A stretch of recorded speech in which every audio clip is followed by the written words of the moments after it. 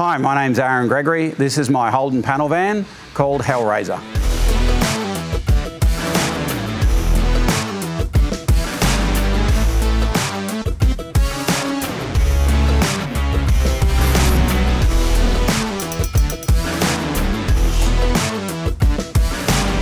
So the story behind the panel van is because when I was younger, there was a green HR panel van that raced in the Australian Pro Street Association, and it was called Frog Stomp, and it was an iconic car that did huge wheelies with a big blown engine in a tiny little panel van, and it just excited me as a young man and inspired me to get into drag racing.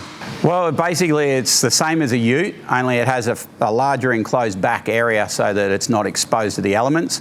The Australians all tend to like it because it was something that we took to the beach. You know, it was a car that you could cruise around in if you wanted to sleep in the back of it, if you went camping. It was just a multi-use vehicle, and you know, it's a little bit different to most of the other sort of vehicles that you see, coupes and sedans. So yeah, it's just iconically different.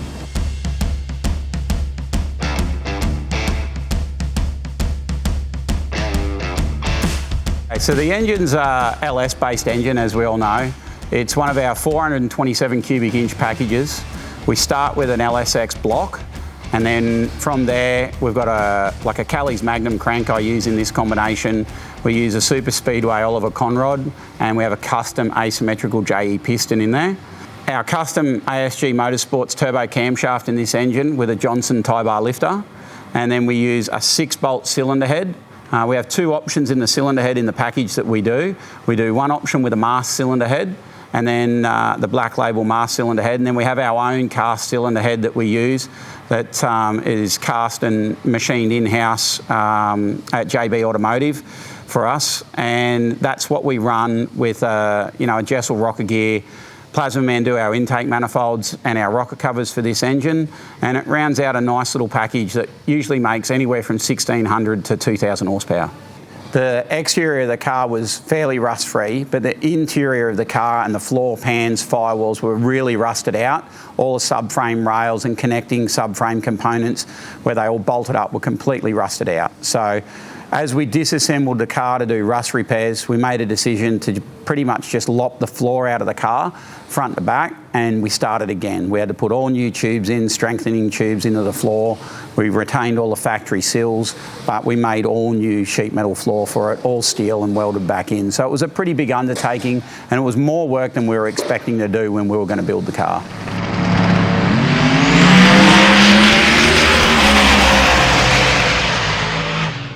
So on the boost side of things, everyone loves to know what sort of power it makes, how much boost you're using to make it. We run a 7675 mirror image precision turbo. So we've got a left and a right-handed turbo. We run GFB wastegates and blow-off valves, and we control the boost with a Haltech CO2 boost control package. We usually leave the start line on a car like this somewhere around gate pressure. On this car, it's around 10 pounds on the gate. And then at the end of the run, we're somewhere in the 30-pound boost range, depending on track conditions and what's going on. So we run a mechanical fuel pump that's driven off the crankshaft. I use an aeromotive pump and an aeromotive regulator system on this car. This engine runs a pair of 2200cc injectors per cylinder, and that's just enough fuel with that pump system and injection to make anywhere from about 2,000 to 2,200 horsepower at the wheels. We use 8 individual IGM-1A Haltech coils. The smart coils are really popular. We try to put them on nearly all of our packages now. We've had no issues with any of that, producing enough spark energy to make the power and requirements that we have. So I use a lot of drive-by-wire throttle bodies on our cars. This car has a 102mm Aeroflow drive-by-wire throttle body. I really like the way the Haltech engine management controls them. The idle control and everything's great. So we use a Haltech PDM system through the Nexus to control the Mazir electric water pump through an ADRAD custom radiator with twin thermos to keep the engine cool.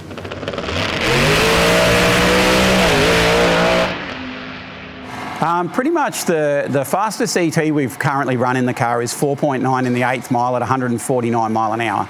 That's our fastest time so far. We've had a few little hurdles that we've needed to overcome to get to that point.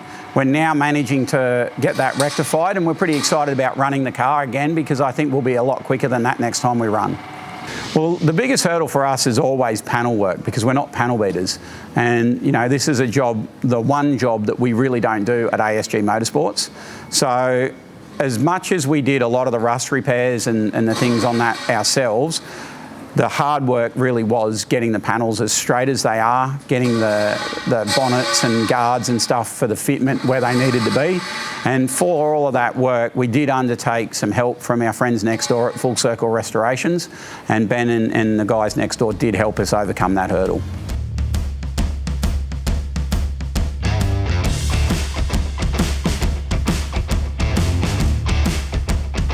So the safety requirements on this car, you know, mean that with how fast it goes, we need to have a roll cage, we have to have race harnesses, we have to have a race seat. So you can see we've incorporated a roll cage in this car, but it's been completely trimmed in so that you can't see from the pillars to the hood lining. It's all under the trimming. We've put a couple of Kirky seats in, which have been trimmed to suit, you know, my style and my liking, and we run a Simpson racing harness and arm restraints for our safety requirements. This car of ours runs a Powerglide 2-speed transmission with a trans brake.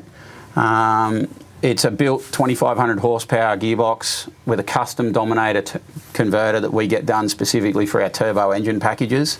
Jason at Dominator's got that nailed for us and it works great. The diff we use is a Pro 9 sheet metal 9-inch diff. It has a 35 spline rear end in it with strange full floating axle set and a heavy duty centre. It's a Haltech ECU package that we run, the Nexus R5. We've mounted it in a position that we can get easy access to it, and we can also see all our warning lights that the ECU displays. We run the IC7 dash, which has got two different setups in it. We've got a couple of screens, one for our street setup and one for our racing setup.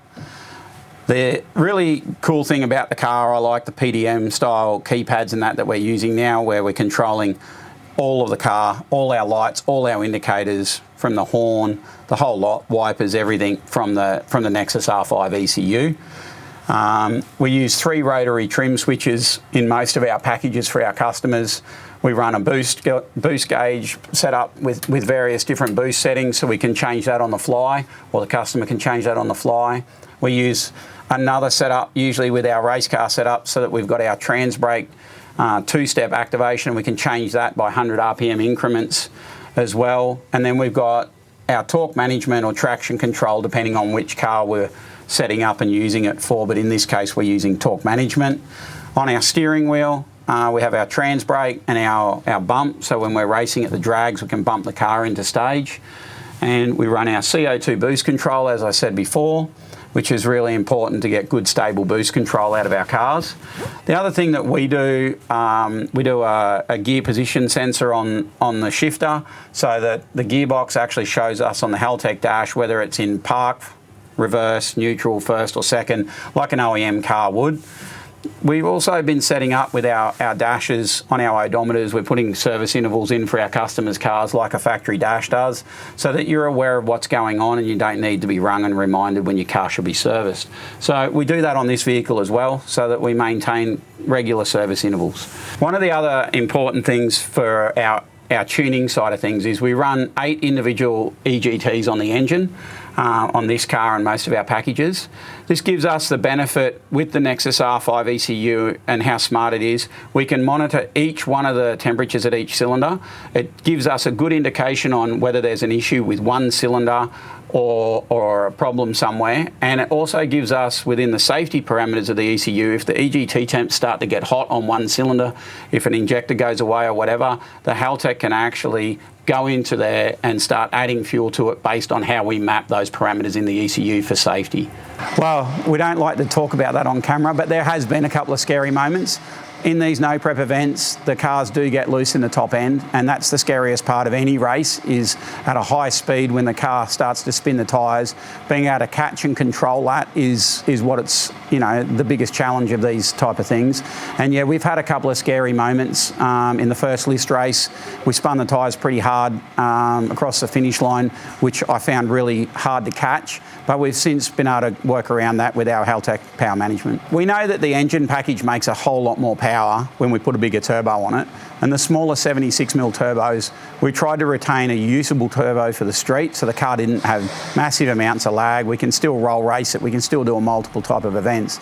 So in hindsight, if we were just chasing power and really fast ETs, we'd have some bigger 80+ mil turbos on it and not the small 76s. I really like this car because it is a street car, and the ability to be able to drive this car and then hand it down to one of my children is something that I really enjoyed about the build. My daughter loves the car, and at the end of the day, when you've got a street car that you can stand on the bumper and drive on the street in 2 different scenarios at the track or cruising down for a coffee, there's nothing more enjoyable than having something as iconic as a Holden Panel Van in Australia that cruises as a street and stands on the bumper at the track.